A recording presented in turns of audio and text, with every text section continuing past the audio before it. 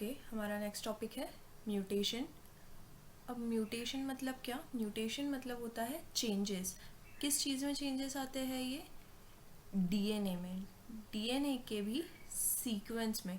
DNA कैसे बनता है, ये सारी चीज़ें हम देखेंगे नेक्स्ट चैप्टर में। मॉलिक्यूलर बेसिस ऑफ इनहेरिटेंस जो है उसमें और कंप्लीट डिटेल्स में देखेंगे। फिलहाल के लिए हम यहाँ पर देख सकते हैं कि डीएनए का स्ट्रक्चर दिया हुआ है इस डायग्राम में। इस स्ट्रक्चर में ये जो बेस पेयर्स है, ये दिख रहे हैं, दिस इज ये रेड, ऑरेंज, ग्रीन, येलो, ये यहाँ पर इनको एनलार्ज करके दिया है। तो इस तरीके से 4 बेस पेयर्स होते हैं डीएनए में, that is adenine, thymine, guanine and cytosine. तो ये जो ये 4 बेस पेयर्स होते हैं, यही 4 बेस पेयर्स कंप्लीट डीएनए का स्ट्रक्चर को डिटरमाइन करते हैं। तो इन बेस पेयर्स की सीक्वेंस में जब चेंज आता है तो उसको बोलते हैं म्यूटेशन। अब जो वायबल म्यूटेशंस होता है, कई बार क्या होता है कि म्यूटेशंस नॉन वायबल होते हैं, मतलब जिसको हम बोलते हैं ना सरवाइव नहीं कर पाते। इस तरीके के जो म्यूटेशंस होते हैं वो क्या होते हैं, एक जनरेशन में ही डिस्ट्रॉय हो जाते हैं। उस पर्टिकुलर जनरेशन पे उसका इफेक्ट रहेगा, लेकिन वो ट्रांसफर नहीं होते उनके नेक्स्ट जनरेशन में। लेकिन देयर आर सेवरल म्यूटेशंस जो कैसे होते हैं, वायबल होते हैं। ये वायबल म्यूटेशंस क्या होते हैं, get inherited from one generation to another. तो इस तरीके के जो म्यूटेशंस होते हैं जो एक जनरेशन से नेक्स्ट जनरेशन में ट्रांसफ़र हो जाते हैं, उनके वजह से क्या होता है, ऑर्गेनिजम्स में कुछ चेंजेस आ जाते हैं। उनके genotype as well as phenotype दोनों में भी चेंजेस आते हैं। अब ये जीनोटाइप और फेनोटाइप में कैसे चेंजेस आते हैं, क्यों आते हैं? क्योंकि हमारे जितने भी कैरेक्टर्स हैं उनको कंट्रोल कौन करता है, डीएनए। डीएनए किससे बन रहा है, इन बेस पेयर्स से। ये 4 जो बेस पेयर्स दिए हुए इनसे बनता है कंप्लीट डीएनए। ऐसे 1-2 बेस पेयर्स प्रेजेंट होते हैं क्या? नहीं, ऐसे lakhs and millions of base pairs present होते हैं एक डीएनए मॉलिक्यूल में। लेकिन अगर किसी भी जगह पे उसकी पोजीशन में एक स्मॉल भी चेंज आ जाए, अगर कहीं पे इस एडेनाइन के जगह पे थायमीन आ जाए या ग्वानिन आ जाए या साइटोसिन आ जाए, इसमें से कोई भी एक सिंपल सा छोटा सा चेंज, या फिर ये यहाँ से हट जाए, ये यहाँ से डिलीट हो जाए हम बोलते हैं, या इसकी जगह पे कोई दूसरा ऐड हो जाए, ठीक है, तो इन सब चीज़ों की वजह से क्या होते हैं, म्यूटेशंस होते हैं। म्यूटेशंस अब 2 तरीके के हो सकते हैं, एक होता है पॉइंट म्यूटेशन, दूसरा होता है फ्रेम शिफ्ट म्यूटेशन। तो सबसे पहले हम देखेंगे कि पॉइंट म्यूटेशन क्या होता है। पॉइंट मतलब एक सिंगल पॉइंट होता है। तो अगर किसी भी एक सिंगल बेस पेयर में, अगर सिंगल बेस पेयर में चेंज आता है, मतलब वो सब्स्टिट्यूट हो जाता है। सब्स्टिट्यूट भी कैसे, किसी दूसरे बेस पेयर से। लाइक जैसे अभी हम देख रहे थे, अगर एडेनाइन की जगह पे थायमीन, ग्वानाइन या साइटोसिन, ये तीनों में से कोई आ जाए, तो ये क्या हो गया, पॉइंट म्यूटेशन। यहाँ पे क्या हो गया, उस एक बेस पेयर को सब्स्टिट्यूट मिल गया या कोई दूसरा। तो अब सब्स्टिट्यूट मिलने की वजह से क्या हो गया, उस पॉइंट पे चेंज आ गया। अब जैसे ही चेंज आएगा तो वो उस जीन का जो भी कैरेक्टरिस्टिक था, वो जिस भी कैरेक्टर के लिए कोड कर रहा था, उसमें भी चेंज आएगा। क्योंकि डीएनए के जो स्मॉल स्मॉल फ्रेगमेंट्स है, ये क्या है, हमारे जीन्स है। सपोज अगर मैं एक इतना फ्रेगमेंट कंसिडर कर रही हूँ, तो ये कोई किसी एक सेपरेट कैरेक्टर का जीन है, वही ये किसी दूसरे सेपरेट कैरेक्टर का जीन है। तो जब इसके बेस पेयर में चेंज आ रहे हैं तो किस में चेंज आएगा, जीन्स में चेंज आएंगे।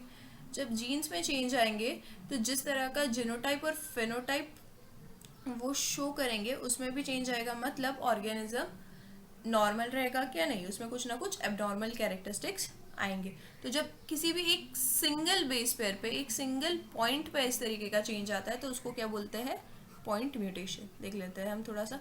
There is a substitution in the single base pair of DNA, example in sickle cell anemia. तो इस तरीके के पॉइंट म्यूटेशन का एग्जाम्पल क्या है, सिकल सेल अनीमिया।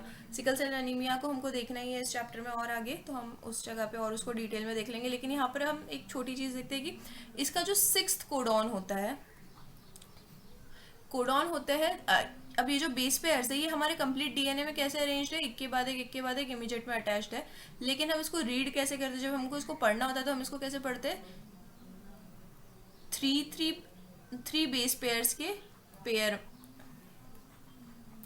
लाइक हम पढ़ेंगे इसको AUG CUA, ये कैसा भी हो सकता है, किसी भी तरीके से अरेंज हो सकता है, लेकिन हम इसको हमेशा रीड कैसे करते हैं, तीन तीन के पेयर्स में। तो ये जो ये तीन तीन की पेयर्स होती है इनको हम क्या बोलते हैं, कोडॉन।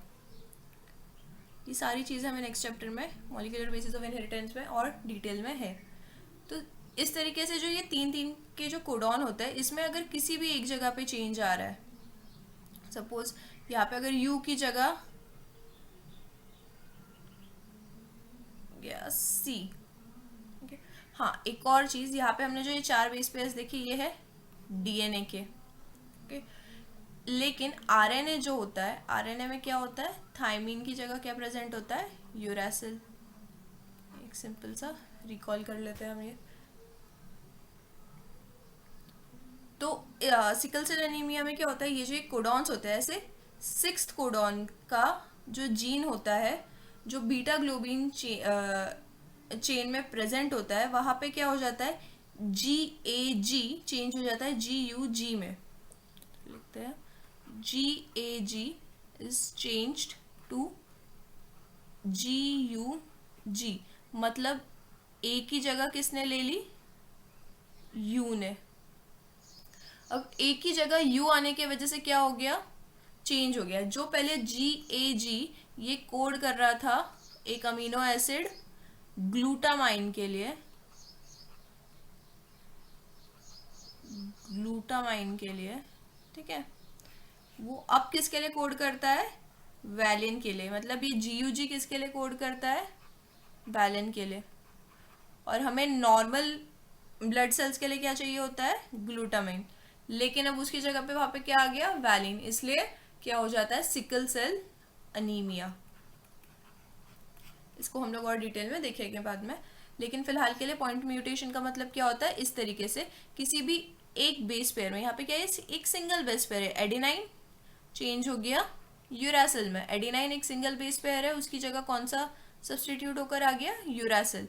तो दिस इज पॉइंट म्यूटेशन। अब फ्रेम शिफ्ट म्यूटेशन क्या होता है, तो फ्रेम शिफ्ट म्यूटेशन में क्या होता है, ये जो ये इस तरीके से डीएनए पे बेस पेयर्स अरेंज्ड है, इनके बीच में से सडनली या तो कोई डिलीट हो जाएगा या तो कोई ऐड हो जाएगा। तो क्या होगा, अगर डिलीट भी होता है, इसको हम फिलहाल के लिए स्ट्रेट करके देख लेते हैं। ये इस तरीके से दो स्ट्रैंड्स है डीएनए के, ये इनके बीच में बेस पेयर्स प्रेजेंट है। okay. अब अगर इसमें से कोई एक डिलीट भी होता है तो क्या होगा, ये पूरा का पूरा फ्रेम शिफ्ट हो जाएगा। अब हम इसको इधर इस तरीके से रीड करेंगे तो ये क्या हो रहा है, फ्रेम शिफ्ट हो रहा है। वही अगर कुछ ऐड हो जाता है, सपोज यहाँ पे ऐड हो गया, तो भी क्या होगा, ये फ्रेम डाउनवर्ड शिफ्ट हो जाएगा। तो इस तरीके से डिलीशन या एडिशन, इंसर्शन और डिलीशन जो यहाँ पर दिया है, उसके वजह से क्या होता है, फ्रेम चेंज हो जाता है। जो हमारा रीडिंग फ्रेम होता है, हमने जो बोला कि हम 3-3 के पेयर्स में कोडॉन्स को रीड करते हैं, कोडॉन्स इज 3-3 पेयर्स ऑफ 3-3 के बेस पेयर में जब ये अरेंज होता है तो वो कोडॉन्स है हमारे। तो अभी यहाँ पर क्या हो रहा है कि ये जो ये 1 2 3 का जो पेयर था, अगर ये यहाँ से डिलीट हो गया तो अब ये 1 2 3 कौन हो गए, दिस इज 1, दिस इज 2 और नेक्स्ट वाला हो जाएगा 3। तो इस तरीके से क्या हो गया, ये पूरा फ्रेम शिफ्ट हो जाएगा। तो इस तरीके का जब म्यूटेशन होता है तो उसको क्या बोलते हैं, फ्रेम शिफ्ट म्यूटेशन। और इस वजह से अगेन जो जिस टाइप का अमीनो एसिड पहले सीक्रेट हो रहा था, जो सिंथेसाइज हो रहा था, वो अब क्या होगा, चेंज हो जाएगा किसी और अमीनो एसिड में, और उसके वजह से जीनोटाइप और फेनोटाइप ऑफ ऑर्गेनिज्म में चेंजेस आते हैं। तो म्यूटेशन के ये दो टाइप्स है, point mutation and frame shift mutation. अब जब भी म्यूटेशंस होता है तो क्या होता है, it is linked to various diseases, but not all mutations are harmful. Generally कोई ना म्यूटेशंस की वजह से क्या होता है, कोई ना कोई चेंजेस आ रहे हैं, तो अब ये चेंजेस अच्छे भी हो सकते हैं और बुरे भी हो सकते हैं। सारे म्यूटेशंस हार्मफुल नहीं होते, लेकिन कुछ म्यूटेशंस की वजह से क्या होता है, डिजीजेस होती है ऑर्गेनिजम्स में। Changes like deletion, insertion, duplication, substitution etcetera result in mutation. हम देख चुके हैं, डिलीशन मतलब किसी भी एक बेस पेयर का डिलीट हो जाना, इंसर्शन मतलब ऐड हो जाना, डुप्लीकेशन अगर ये एडेनाइन, ग्वानाइन, साइटोसाइन। अगर इसका डुप्लीकेशन हो गया और यहाँ पे एक और ये साइटोसाइन आ गया तो इससे भी क्या होगा, फ्रेम शिफ्ट हो जाएगा। ओके, एक मिनट, दिस इज, इसको वापस से देखते हैं।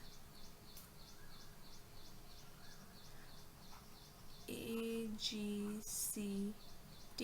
अब यहाँ पे क्या हुआ, ये अब इनिशियली हम इसको कैसे रीड कर रहे थे, ये 1 2 3, ये एक हमारा कोडॉन था, ये TUA नेक्स्ट कोडॉन, तो ये इस तरीके से रीड हो रहा है।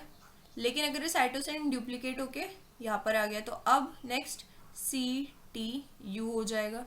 तो क्या हो गया, ये फ्रेम शिफ्ट हो गया अगेन। तो इसलिए डुप्लीकेशन से भी क्या होता है, म्यूटेशन होता है। सब्सटीट्यूशन का एग्जांपल हम देख चुके हैं यहाँ पे सिकल सेल एनीमिया में। इस तरीके से चाहे डिलीशन हो, इंसर्शन हो, डुप्लीकेशन हो या सब्सटीट्यूशन हो, उससे क्या होता है, म्यूटेशंस आते हैं। अब mutation is the major cause of cancer. Cancer में भी क्या होता है, cancer is also result of mutation. There are many mutation inducing agent. अब ये जो म्यूटेशन है कई बार क्या होते हैं, बहुत सारे एजेंट्स की वजह से इंड्यूस होते हैं। मेजर और ऐसे एजेंट्स जिनकी वजह से म्यूटेशन होता है उनको क्या बोलते हैं हम, म्यूटाजेंस। म्यूटेशन कराने वाले आर म्यूटाजेंस। एक एग्जांपल क्या है इन म्यूटाजेंस का, दैट इज यूवी रेज।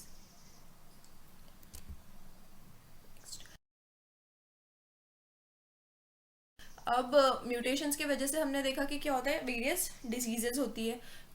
तो ये जो डिसीजेज म्यूटेशंस की वजह से हो रही है उनको हम क्या बोलते हैं, जेनेटिक डिसऑर्डर्स। क्यों, क्योंकि जीन में चेंज आता है म्यूटेशन की वजह से। Gene is changed because of mutation, तो उसके वजह से क्या होता है, जेनेटिक डिसऑर्डर्स। अब there are many disorders in human beings that are inherited and caused due to mutations in gene और अल्टरेशन इन क्रोमोसोम। अब जो जेनेटिक डिसऑर्डर्स होती है ये जनरली दो टाइप के होते हैं। ये दोनों टाइप्स हमको स्टडी करने हैं। एक है मेंडेलियन डिसऑर्डर, दूसरे होते हैं क्रोमोसोमल एब्रेशंस।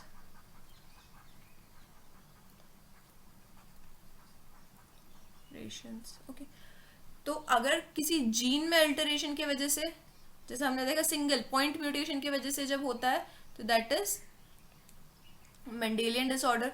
कभी कभी एक पूरा का पूरा क्रोमोसोम कम या ज़्यादा होता है या एक्स्ट्रा आ जाता है तो उसको क्या बोलते हैं, क्रोमोसोमल एब्रेशंस। हम इन दोनों भी जेनेटिक डिसऑर्डर्स को डिटेल में स्टडी करेंगे, उनके एग्जांपल्स भी देखेंगे। फिलहाल देखते हैं कि जेनेटिक डिसऑर्डर्स को हम डिटेक्ट कैसे करते हैं। अब ये जिस तरीके से मेंडल करते थे या बाकी सारे साइंटिस्ट ने क्या किया था, जब छोटे छोटे ऑर्गेनिज्म जैसे फ्रूट फ्लाइज पे किया हो एक्सपेरिमेंट या पी प्लांट पे किया हो, तो वहाँ पे क्या किया जा सकता है, कंट्रोल्ड क्रॉसेस करवाए जा सकते हैं। इस तरीके की controlled crosses are not possible in case of human beings. Human beings में हम कंट्रोल्ड क्रॉसेस नहीं करा सकते। तो इसीलिए जब भी हमको कोई जेनेटिक डिसऑर्डर को स्टडी करना होता है तो क्या करना पड़ता है, study of the family history. हमें चेक करना पड़ता है कि फैमिली में किसी डिसीज की हिस्ट्री प्रेजेंट है क्या। अब जैसे हम जनरली देखते हैं कि डायबिटीज़ है या थायराइड है, ये सारे जो डिसीजेस होते हैं ये कई बार क्या होते हैं, इनहेरिट हो जाते हैं।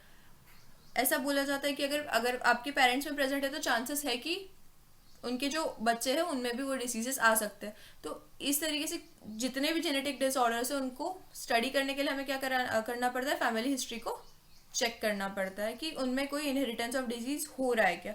For a particular tried provides an alternative. और ये हम लोग को क्यों करना पड़ रहा है, क्योंकि कंट्रोल्ड क्रॉसेस पॉसिबल नहीं है ह्यूमन बींग्स में, इसलिए क्या करना पड़ता है, study of family history about the inheritance of particular tried. ये क्या है, इसका अल्टरनेटिव है कंट्रोल्ड क्रॉसेस का। अब ये जो इनहेरिटेंस जेनेटिक डिसऑर्डर के लिए हम इनहेरिटेंस को स्टडी कर रहे हैं तो ये हम किसके थ्रू करते हैं, पेडिग्री एनालिसिस के लिए।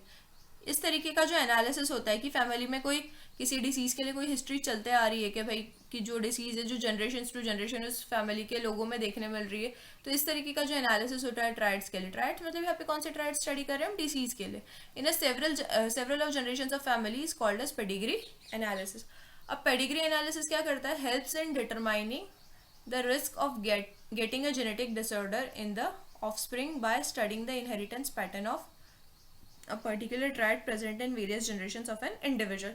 वो हमको हेल्प करता है देखने के लिए कि आने वाले ऑफस्प्रिंग्स में किस जो जेनेटिक डिसऑर्डर है उसका आने का रिस्क कितना है। हम देखते हैं पेडिग्री एनालिसिस। पेडिग्री एनालिसिस में काफ़ी सारे सिम्बॉल्स यूज होते हैं, तो ये वो सिम्बॉल्स दिए हुए हैं। पेडिग्री एनालिसिस में मेल को कैसे कैसे किस तरीके से डिनोट किया गया है, स्क्वायर से। Female is denoted with the help of circle. Unspecified sex को डिटरमाइन किया जाता है इस तरीके से, एक काइट शेपेड स्ट्रक्चर से। हाँ, अब जो नॉर्मल इंडिविजुअल्स है जिनमें कोई बीमारी नहीं है उनको हम कैसे डिटरमाइन करते हैं, ब्लैंक होता है, इसके अंदर कोई कलर नहीं प्रेजेंट होता। जो अफेक्टेड है उसको हम कैसे डिनोट करते हैं, डार्क से। ठीक है, ये कैसा है, नॉर्मल मेल। ये कैसा है, अफेक्टेड मेल। पेडिग्री एनालिसिस से हम क्या बनाते हैं, कंप्लीट चार्ट बनाते हैं, फैमिली ट्री बनाते हैं कि भाई कौन से जनरेशन में मदर में कोई डिसीज था क्या, फिर फादर में कोई डिसीज था क्या, ग्रैंड मदर में, ग्रैंड फादर में कोई डिसीज था क्या, उनसे फिर उनके जो सिबलिंग्स थे, ग्रैंड मदर की सिबलिंग, ग्रैंड फादर के सिबलिंग, इस तरीके से कंप्लीट एक फैमिली ट्री बनाया जाता है। तो उसके लिए इतने सबके नाम लिखना और उस तरीके से उस ट्री को बनाना क्या हो जाता है, बहुत कॉम्प्लिकेटेड हो जाता है। इसलिए हम क्या करते हैं, male female her affected not affected in सब के लिए हमने क्या किए है, सिम्बॉल्स जनरेट किए पेडिग्री एनालिसिस में। अब ये तो जो कलर्ड होते हैं दे आर अफेक्टेड इंडिविजुअल्स, और जो नॉट कलर्ड रहते हैं दे आर नॉर्मल इंडिविजुअल्स।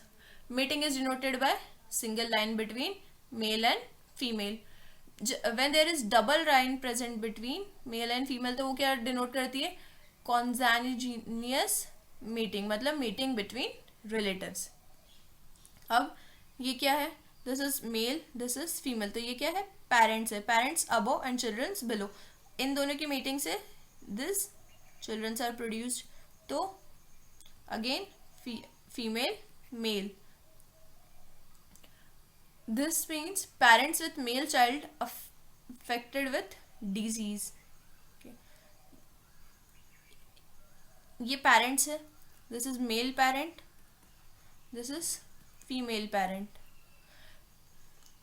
और इनका जो चाइल्ड है कैसा है, मेल है, स्क्वायर डिनोट्स मेल, और ये कैसा है, कलर्ड बता रहा है, मतलब मेल कैसा है, अफेक्टेड है किसी ना किसी डिसीज से। That is parents with male child affected with disease. ये पेरेंट्स का मेल चाइल्ड कैसा है, अफेक्टेड विथ डिसीज। अब ये जो एक नॉर्मल बताया है उम्बस टाइप स्ट्रक्चर, उसके अंदर कोई फिगर लिखा है, तो मतलब 5 अनअफेक्टेड ऑफस्प्रिंग्स, मतलब कैसे ऑफस्प्रिंग्स है, नॉर्मल ऑफस्प्रिंग्स है, मेल फीमेल, ये नॉर्मल वाले। और अगर मल्टीपल हमको एक साथ बताने हैं, हम अगर उनके सेक्स स्पेसिफाई नहीं कर रहे तो हम उसके अंदर क्या करते हैं, एक नंबर लिख देते हैं, एंड दैट इज जितने भी ऑफस्प्रिंग्स प्रोड्यूस हुए वो कैसे है, अनअफेक्टेड है, नॉर्मल है। 2 सिंपल पेडिग्री एनालिसिस दिए हुए, यहाँ पे हम उनको स्टडी करते हैं। अब ये जी जितने भी जेनेटिक डिसऑर्डर्स है जो कैरी फॉरवर्ड होते हैं, ये सब कैसे है, किसी ना किसी क्रोमोसोम से लिंक्ड है। तो अब ये कैसे हो सकते हैं, डोमिनेंट भी हो सकते हैं और रेसेसिव भी हो सकते हैं। तो पहले हम देखते हैं ऑटोसोमल डोमिनेंट ट्राइड का एग्जाम्पल।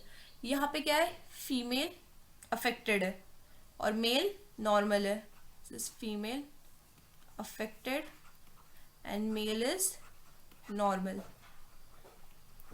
अब हो क्या रहा है,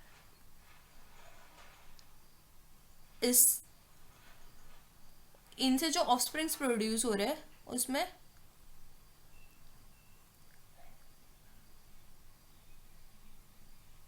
this is female again, this is mail, male female, female and again this is male। अब सिर्फ किस में प्रेजेंट था ये डिसीज, फीमेल में, लेकिन वो प्रोजीनीज में हमें किस में दिख रहा है, मेल एंड फीमेल दोनों में भी। अगेन सिर्फ फीमेल में प्रेजेंट था, फिर बाद में अगेन प्रोजीनी में फीमेल में वापस दिख रहा है। मतलब अगर सिंगल पेरेंट में भी वो कैरेक्टर प्रेजेंट है, किसी एक में भी वो प्रेजेंट है और फिर भी वो कैरी फॉरवर्ड हो रहा है, तो इस तरीके का जब डिसऑर्डर होता है तो हम उसको क्या बोलते हैं, ऑटोजोमल डोमिनेंट ट्रेट। इसका एग्जाम्पल क्या है, मायोटोनिक डिस्ट्रॉफी। अब दूसरा देखते हैं हम, ये किसके लिए, रिसेसिव ट्रायड के लिए। यहाँ पे ना मेल पेरेंट अफेक्टेड है ना फीमेल पेरेंट अफेक्टेड है, दोनों भी कैसे हैं, नॉर्मल है इस ऐसे केसेस में, लेकिन फिर भी प्रोजीनीज में क्या दिख रहा है, अफेक्टेड। मतलब ये कैसे है, कैरियर है, इनके अंदर ये जो डिसीज है वो फाइंड आउट नहीं होती लेकिन प्रेजेंट होता है, इसलिए ये कैसे होते हैं, कैरियर। ये खुद अफेक्टेड नहीं होते लेकिन पास करते हैं इस डिसीज को टू नेक्स्ट जनरेशन, इसलिए they are called as carriers. अब ये दोनों क्या है, कैरियर है। तो जब इनके इंडिविजुअल्स में, अब ये दोनों कैरियर है मतलब दो में से कोई एक ही एलेल, उस जीन के जो दो एलेल्स है उनमें से कोई एक ही एलेल अफेक्टेड है, सपोज ए और ये स्मॉल है, तो दो में से कोई एक ही है, इसमें एक ही प्रेजेंट है, दिस इज, ये नॉर्मल का है, ये अफेक्टेड का है। Suppose capital A is denoted for normal, small A is denoted for affected. Similarly वैसे ही प्रेजेंट रहेंगे इस मेल में भी प्रेजेंट रहेंगे, फीमेल में भी, capital A small A, capital A small A. तो अब इनके ऐसे प्रोजीनीज जिनमें ये स्मॉल ए जा रहा है, सिर्फ उन्हीं में क्या हो रहा है, ये डिसीज डिटेक्ट हो रहा है, इज डिटेक्टेड। तो मतलब क्या है कि उस जीन के दोनों भी रेसेसिव एलेल्स को प्रेजेंट होना जरूरी है, तभी वो उनके प्रोजीनीज में डिटेक्ट होता है, इसलिए हम उसको क्या बोलते हैं, ऑटोजोमल रेसेसिव ट्रायड। यहाँ पे क्या था, फीमेल में उस कोई भी एक सिंगल भी अगर अफेक्टेड था तो भी वो अपना कैरेक्टर शो कर रहा था। यहाँ पे अगेन वो अगर इसमें भी आ रहा है, फीमेल में, मेल में आ रहा है, फीमेल में आ रहा है, किसी में भी आ रहा है, तो भी वो अपना प्रेजेंस शो कर रहा है। इसलिए इस टाइप के जो डिसीजेस होते हैं वो कैसे होते हैं, ऑटोजोमल डोमिनेंट। वही ऐसे डिसीजेस जिनमें दोनों रेसेसिव एलेल्स का प्रेजेंट होना जरूरी है उस डिसीज को एक्सप्रेस होने के लिए, वो क्या होता है, autosomal recessive triads.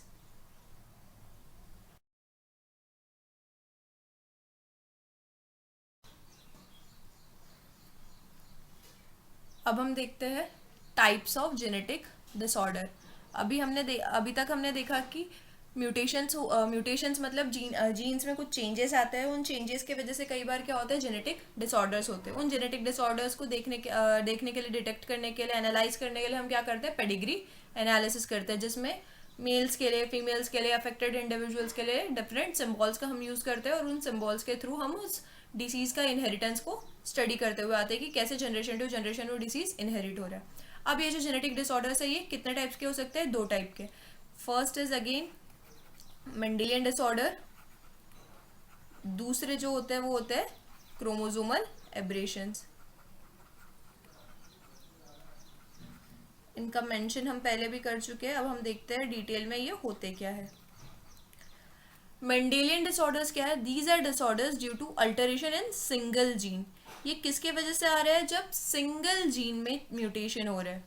Single gene में जब म्यूटेशन हो रहा है मतलब चेंज हो रहा है सिर्फ एक जीन में, तो उसको क्या, उसके वजह से जो डिसीजेस होते हैं उसको हम क्या बोलते हैं, मेंडेलियन डिसऑर्डर्स। क्यों इनको मेंडेलियन डिसऑर्डर्स बोल रहे हैं, क्योंकि ये सेम इनहेरिटेंस पैटर्न शो करते हैं जैसे कि मेंडल्स ने लॉ प्रोड्यूस किए थे, law of dominance, law of segregation, law of independent assortment. ये जो तीनों लॉज मेंडल ने बताए थे, ये तीनों लॉज के हिसाब से ही ये डिसीजेस क्या होती है, इनहेरिट होती है फ्रॉम जनरेशन टू जनरेशन, इसलिए इनको क्या बोलते हैं, मेंडेलियन डिसऑर्डर्स। अब इनको डिटेक्ट करने के लिए अगेन हम लोगों को क्या यूज़ करना पड़ता है, पेडिग्री एनालिसिस। पेडिग्री एनालिसिस मतलब हमें पूरा जनरेशन ट्री बनाना पड़ेगा पेडिग्री का, के सिंबल्स का यूज़ करते हुए। Can help trace the inheritance pattern and also determine if the trait is dominant और रेसेसिव। जैसे कि हमने देखा था पेडिग्री एनालिसिस के टाइम पे कि दोनों तरीके से जेनेटिक डिसऑर्डर्स हो सकते हैं। उसके जो एलेल से जेनेटिक डिसऑर्डर के, it may be dominant, it may be recessive. देखे थे हमने ऑटोसोमल डोमिनेंट ट्रायट और ऑटोसोमल रेसेसिव ट्रायट। अब most common and prevalent Mendelian disorders, कुछ मेंडेलियन डिसऑर्डर्स के एग्जांपल्स दिए हुए। One of them is haemophilia, next is cystic fibrosis, sickle cell anaemia, colour blindness, phenylketonuria and thalassaemia. इनमें से कुछ disorders को का कंप्लीट स्टडी हम लोग करेंगे, देखेंगे कैसे ट्रांसमिट होता है। मेंडेलियन डिसऑर्डर्स में बी डोमिनेंट और रेसेसिव देख चुके हैं हम।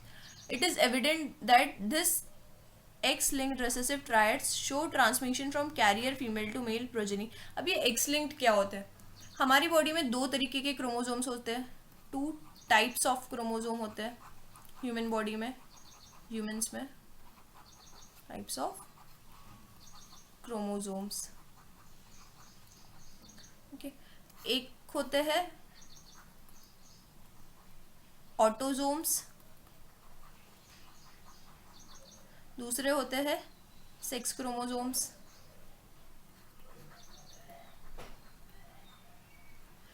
तो जब किसी भी डिसीज का जो जीन है वो ऑटोसोम्स के वजह से इनहेरिट हो रहा है या ऑटोसोम्स पे लोकेटेड है, ऑटोसोमल क्रोमोसोम्स जो है, जो इन 22 पेयर्स ऑफ क्रोमोसोम पे से अगर किसी एक पे है तो उस डिसऑर्डर को हम क्या बोलते हैं? Autosomal disorder. लेकिन अगर वो सेक्स क्रोमोसोम से लिंक्ड है, लाइक फीमेल्स में एक्स एक्स एंड मेल्स में एक्स वाई, अगर इस एक्स या इस एक्स एक्स वाई से वो वाई क्रोमोसोम पे वो उस जेनेटिक डिसऑर्डर का जो जीन है वो लोकेटेड है, तो हम ऐसे डिसऑर्डर्स को क्या बोलते हैं? एक्स लिंक्ड या सेक्स लिंक्ड डिसऑर्डर्स। ठीक है, अब अगर वो रेसेसिव है तो उसको बोलेंगे एक्स लिंक्ड रेसेसिव, अगर वो डोमिनेंट है तो हम उसको बोलते हैं एक्स लिंक्ड डोमिनेंट। अगर ये Y पे प्रेजेंट होता है, अगर कोई डिसऑर्डर Y पे प्रेजेंट होता है, लाइक अगर वो सिर्फ मेल्स में एक्सप्रेस हो रहा है, ऐसे जेनेटिक डिसऑर्डर्स जो सिर्फ मेल्स में ट्रांसफर होते हैं, तो उनको क्या बोलते हैं हम? Y linked disorders. ओके, अभी मेंडेलियन डिसऑर्डर्स के जो हम कुछ एग्जांपल्स देखने वाले थे वो देखते हैं। First example of Mendelian disorder is haemophilia. Haemophilia में क्या होता है? ब्लड क्लॉटिंग नहीं हो पाती, ब्लड इज नॉट क्लॉटेड। अगर हमें कभी कुछ चोट लग जाती है, कुछ इंजरी हो जाती है, तो क्या होता है? थोड़ी देर वहां से खून बहता है, फिर उसके बाद में वहां पे खून का थक्का जम जाता है। इस थक्के को हम क्या बोलते हैं? क्लॉट।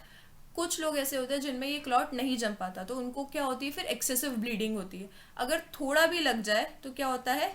एक्सेसिव ब्लीडिंग होती है। उसके वजह से क्या होता है? मेजर ब्लड लॉस होता है।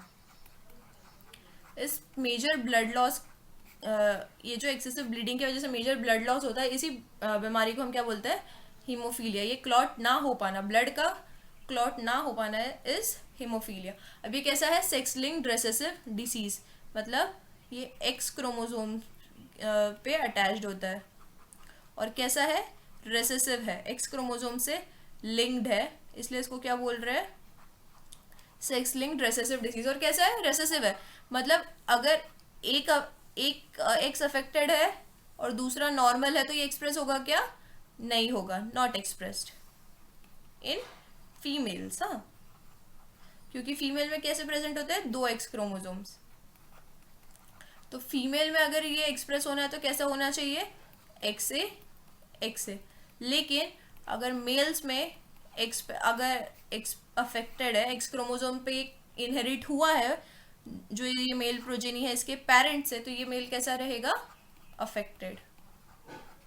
ओके, तो सेक्स लिंक्ड रेसेसिव ट्रायड को अगर फीमेल में एक्सप्रेस होना है तो कैसा रहना पड़ेगा? दोनों भी एक्स क्रोमोसोम्स पे इस डिसीज के जीन का इनहेरिट होना जरूरी है। लेकिन मेल्स में अगर, क्योंकि एक ही एक्स क्रोमोसोम प्रेजेंट हो रहा है, तो अगर सिंगल एलील भी अफेक्टेड आ रहा है तो मेल्स कैसे रहेंगे? अफेक्टेड। तो ये हुआ मतलब सेक्स लिंक्ड रेसेसिव डिसीज का। Its transmission from unaffected carrier female to some of the male progeny has been widely studied. अभी हमने जैसे देखा, अगर फीमेल, अगर मदर कैरियर भी है, ओके, एक्स ए एक्स, और फादर नॉर्मल है, मदर सिर्फ क्या है? कैरियर है। मदर कैरियर है तो उसमें वो डिसीज अफेक्ट होगा क्या? नहीं। मतलब हमें पता चलेगा क्या कि मदर अफेक्टेड है? नहीं। तो ऐसे अननोइंगली अगर मदर कैरियर है एंड फादर इज नॉर्मल, तो भी जो एक प्रोजेनी आएगा जिसमें मदर से ये अफेक्टेड जीन आ रहा है और फादर से ये वाई नॉर्मल आ रहा है, तो भी ये जो मेल है ये कैसा रहेगा? अफेक्टेड। इसलिए ये जो डिजीज है एक्स लिंक्ड रिसेसिव डिसीज भी जो होते हैं ये मेल प्रोजीनी में ही ज़्यादा वाइडली डिटेक्ट होते हैं। A single protein that is a part of cascade of proteins involve in the clotting of blood is affected. अब ब्लड क्लॉटिंग के लिए क्या लगते हैं, काफ़ी सारे प्रोटीन्स लगते हैं। इनमें से किसी एक प्रोटीन के किसी एक अमीनो एसिड का की कोडिंग में क्या हो जाती है, प्रॉब्लम आ जाती है। क्यों? सिंगल जीन चेंज के वजह से, म्यूटेशन के वजह से। तो क्या हो जाता है, हीमोफीलिया, और ब्लड क्लॉटिंग अफेक्ट होती है और ब्लड क्लॉट नहीं हो पाता। इस इंडिविजुअल में अगर एक सिंपल कट भी होता है तो उससे क्या होगी, नॉन स्टॉप ब्लीडिंग होगी। The possibility of female becoming a hemophilic is extremely rare. क्यों? क्योंकि फीमेल में 2 अफेक्टेड जीन्स लगेंगे इस डिसीज को एक्सप्रेस होने के लिए, because mother of such a female has to be at least carrier. अब अगर ये एक्स से आना है तो इसकी मदर को कम से कम कैरियर होना ज़रूरी है और फादर का अफेक्टेड होना ज़रूरी है, क्योंकि फीमेल में जो दूसरा एक्स क्रोमोसोम आता है वो किससे आता है, फादर से। मतलब फादर का अफेक्टेड होना ज़रूरी है और मदर का एटलीस्ट कैरियर। तो ऐसी वाली जो कंडीशंस होती है वो रेयर होती है, इसलिए फीमेल्स में इस तरीके के डिसीजेस का जो ऑकरेंस होता है वो कैसा होता है, कम होता है।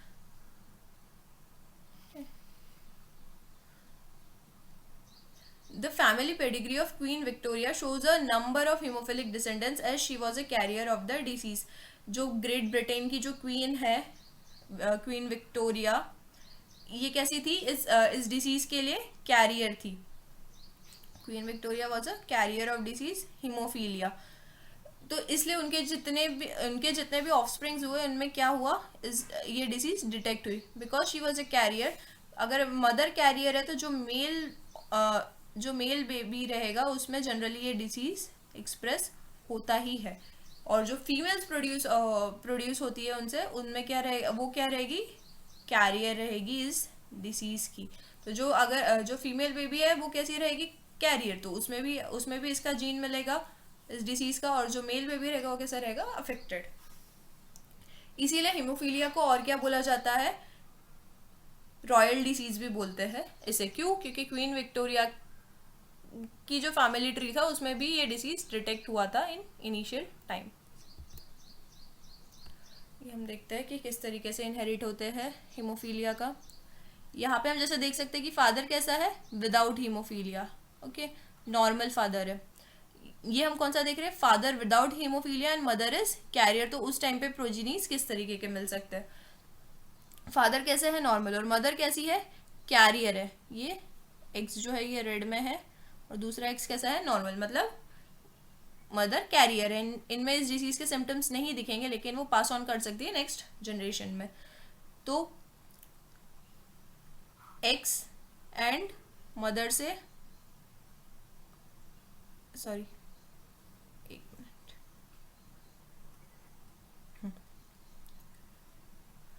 तो सन में वाई क्रोमोसोम आएगा फादर से और मदर से आएगा एक्स क्रोमोसोम।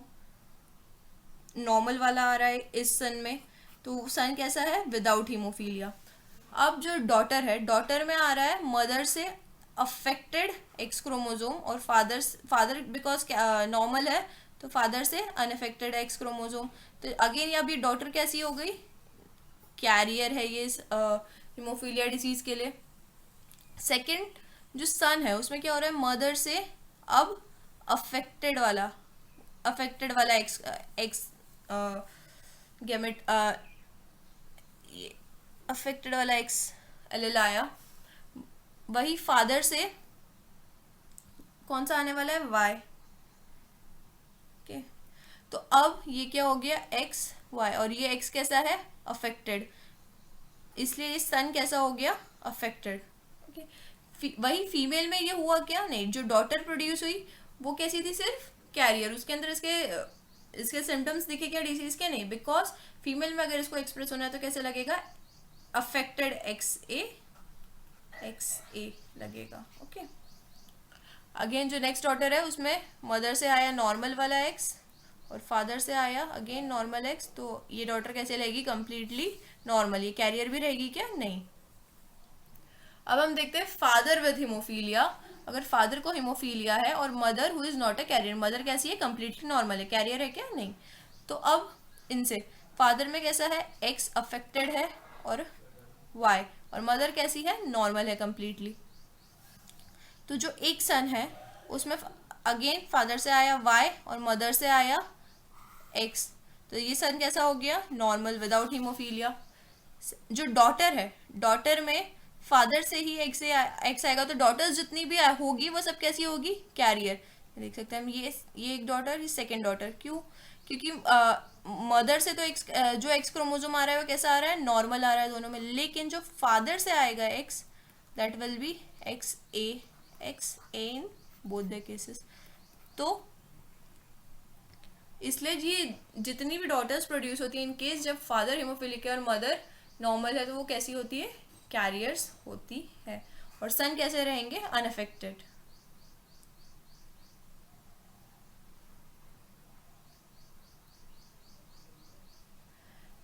नेक्स्ट देखते हैं हम sickle cell anemia. Next Mendelian disorder कौन सा है, सिकल सेल अनीमिया। अगेन अब ये कैसा है, अब जो हिमोफीलिया था वो कैसा था, एक्स लिंक्ड डिसऑर्डर था। अब ये कैसा है, ऑटोजोम लिंक्ड रेसेसिव ट्रायड। हमने देखा था इनिशियली जब हम जेनेटिक डिसऑर्डर पढ़ रहे थे तभी, कि अगर ऑटोजोम से लिंक्ड है किसी डिसऑर्डर का जीन, तो हम उसको क्या बोलते हैं, ऑटोजोमल लिंक्ड। और अगर वो सेक्स क्रोमोसोम से लिंक्ड है तो हम उसको बोलते हैं एक्स लिंक्ड। तो अब ये सिकल सेल एनीमिया कैसा है, ऑटोजोम लिंक्ड रेसेसिव ट्रायड। मतलब अगेन अगर इसके जीन को एक्सप्रेस होना है तो दोनों भी अफेक्टेड एलील्स का प्रेजेंट होना इज नेसेसरी। ट्रांसमिट होता है from parents to offsprings when both the partners are carrier for the gene. मतलब दोनों को भी कैरियर होना पड़ेगा इस जीन के लिए, तभी वो उनके ऑफस्प्रिंग्स में आएगा। क्यों, क्योंकि कैसा है, रेसेसिव ट्रायड है, both genes has to be affected. अब ये जीन ये जो डिसीज है ये किससे कंट्रोल हो रहा है, सिंगल पेयर ऑफ अलेल्स है, HBA एंड HBS। जो HBA है, ओके, दिस इज HBA और ये है HBS। तो अब ये जो HBA है ये कैसा है, ये नॉर्मल हेमोग्लोबिन है। सिकल सेल एनीमिया में क्या होता है, it is a blood related disorder. जो हमारे RBCs है वो कैसे हो जाते हैं, सिकल शेपेड हो जाते हैं। RBCs सिकल शेप के हो जाते हैं। नॉर्मली कैसे होते हैं, बाइकॉन्वेक्स, बाइकॉनकेव से ये कैसे हो जाते हैं, सिकल शेपेड। अब ये क्यों हो रहा है, जो ये जो हेमोग्लोबिन है इस, ये है नॉर्मल हेमोग्लोबिन का जीन और ये है सिकल शेपेड का जीन। ओके, अब हम देखते हैं कि इनहेरिट होता कैसे है। Out of the 3 possible genotypes only homozygous individuals for HBS shows the disease phenotype। अब ये HBS अगर ये इस तरीके का कॉम्बिनेशन है, तो अगर HBA प्रेजेंट है तो ये कैसा रहेगा, नॉर्मल इंडिविजुअल। अगर HBS प्रेजेंट है तो ये कैसा है, हेट्रोजाइगस। लेकिन ये जो सिकल सेल एनीमिया का जीन है कैसा है, रेसेसिव, मतलब 2 प्रेजेंट होना जरूरी है, तो ये भी कैसा रहेगा, नॉर्मल। इसके अंदर इसके सिम्टम्स दिखेंगे क्या, नहीं, लेकिन ये क्या है, कैरियर है इस डिसीज का। और वही जो थर्ड जीनोटाइप है HBS, अब इसमें क्या हो गया, दोनों अफेक्टेड एलील्स प्रेजेंट है, तो ये कैसा रहेगा, अफेक्टेड रहेगा। इस बंदे को क्या रहेगा, sickle cell anemia. The defect is caused by the substitution of glutamic acid by valine। अब इसमें क्या होता है, देखते हैं डायग्राम के थ्रू। ये है नॉर्मल हीमोग्लोबिन का स्ट्रक्चर, ये है अफेक्टेड वाले सिकल सेल एनीमिया जिन RBCs में प्रेजेंट है उनके हीमोग्लोबिन चेन का कोड। तो यहाँ पे ये जो है GAG ये कोडॉन प्रेजेंट है। ओके, अब ये GAG यहाँ पे अफेक्टेड वाले में किस में चेंज हो गया, GUG में। GAG किससे सब्सटीट्यूट हो गया, GUG से, मतलब ये A सब्सटीट्यूट हो गया U से। तो इस A से U सब्सटीट्यूट होने की वजह से क्या होता है, ये GAG कोड कर रहा था ग्लूटामाइन के लिए, और ये GUG कोड करता है वैलिन के लिए। मतलब हमें जिस अमीनो एसिड की ज़रूरत थी ग्लूटामिन नॉर्मल हीमोग्लोबिन प्रोड्यूस करने के लिए, वो अभी हो रहा है क्या? नहीं। अब वहाँ पे कौन सा आ रहा है? वैलिन। इस वजह से क्या होता है, जो इंडिविजुअल है वो अफेक्टेड होता है सिकल सेल अनीमिया से। ये कहाँ पे हो रहा है? Beta 6th position of the beta globin chain of haemoglobin molecule. Haemoglobin molecule के 6th के बीटा ग्लोबिन चेन के 6th पोजिशन पे, ये दिख रहा है 6th पोजिशन, ये है हीमोग्लोबिन मॉलिक्यूल। इसका जो 6th पोजिशन है वहाँ पे ग्लूटामाइन की जगह पे क्या सिंथेसाइज हो रहा है? वैलिन। इस वजह से क्या होता है, पूरा जो स्ट्रक्चर होता है हीमोग्लोबिन मॉलिक्यूल का वो क्या हो जाता है? डिसरप्ट हो जाता है। The substitution of amino acid in the globin protein results due to the single base substitution at the 6th codon of the beta globin gene from GAG to GUG। देखा हमने GAG से क्या बन गया? GUG, जो हमें नहीं चाहिए था। अगेन ये कैसा है? सिंगल बेस पेयर के सब्सटीट्यूशन की वजह से हुआ है, इसीलिए इसको हमने किस में क्लासीफाई किया है? मेंडेलियन डिसऑर्डर में। वो कैसे होते हैं? सिंगल जीन चेंजेस की वजह से होते हैं मेंडेलियन डिसऑर्डर, जिसमें क्या होता है? सिंगल जीन चेंज होता है। तो यहाँ पे कौन सा हो गया? ग्लूटामिन के लिए कोड करने वाला जो जीन था वो चेंज हो गया वैलिन के लिए कोड करने वाले जीन में। अब इस वजह से क्या हो रहा है, जो हीमोग्लोबिन का मॉलिक्यूल सिंथेसाइज हो रहा है उसमें क्या हो रहा है? It undergoes polymerisation under low oxygen tension causing the change in the shape of RBC biconcave disc to elongated sickle like structure. ये देखो यहाँ पे ये कैसे बाइकॉन्केव डिस्क लाइक स्ट्रक्चर्ड है, और वही यहाँ पे क्या हो गया? Sickle like elongated structure produce हो जाता है। जैसे ही ऑक्सीजन थोड़ा भी कम है, जो नॉर्मल लोग हैं हम लोग, वो नॉर्मल लोगों में क्या होता है, अगर ऑक्सीजन थोड़ा भी कम है तो थोड़े टाइम के लिए हम सर्वाइव कर सकते हैं। लेकिन अगर इनकी बॉडी में, सिकल सेल एनीमिक पेशेंट्स की बॉडी में अगर लो ऑक्सीजन लेवल जा रहा है तो इमीडिएटली इनके जो RBC है वो कैसे हो जाएंगे? सिकल शेप के हो जाएंगे, and that will cause severe risk to their life। Next example है फिनाइलकीटोन्यूरिया। अगेन ये कैसा है? ऑटोसोमल रिसेसिव ट्रायड, मतलब अफेक्टेड इंडिविजुअल में दोनों जीन कैसे आने चाहिए? अफेक्टेड। ये किसका है? Inborn error of metabolism all the reaction processes that occur in our body are form our metabolism। तो अब इनमें क्या होता है? अमीनो एसिड फिनाइल एलिनीन को जो टायरोसिन में कन्वर्ट करने वाला एंजाइम होता है वो एंजाइम प्रोड्यूस नहीं होता,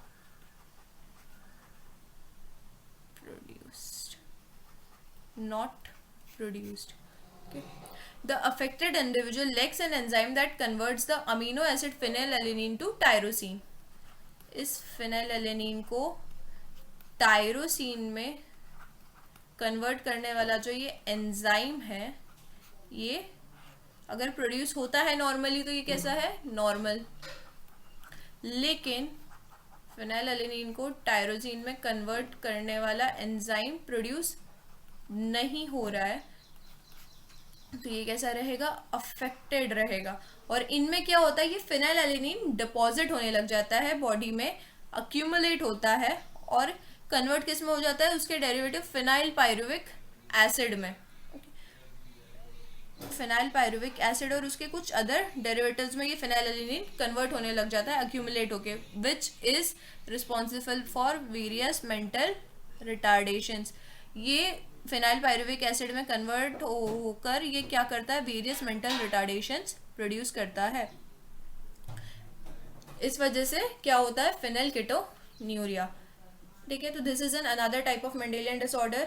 और इसके जो ट्रेसेस है वो और कैसे मिलेंगे? ये जो फिनाइल पायरुविक एसिड है ये और किसके थ्रू हमको डिटेक्ट कर सकते हैं? यूरिन में इसके ट्रेसेस मिलते हैं due to poor absorption of kidney. Kidney इसको एब्जॉर्ब कर पाता है कि फिनाइल पायरुविक एसिड को? नहीं, तो वो क्या करता है? उसको एक्सक्रीट करता है इन यूरिन।